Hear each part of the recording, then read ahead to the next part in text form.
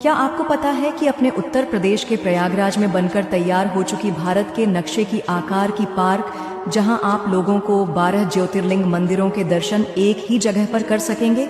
यह पार्क लगभग 15 करोड़ रुपए की लागत से बनाई गई है। पार्क लगभग 11 एकड़ में फैला हुआ है।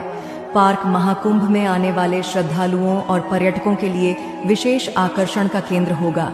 पार्क 400 टन कबाड़ से तैयार किया गया है और सस्टेनेबिलिटी, भारतीय संस्कृति, कला और आध्यात्म का अनूठा संगम प्रस्तुत करता है। चलिए आपको यहाँ के दर्शन कराते हैं। हर हर महादेव।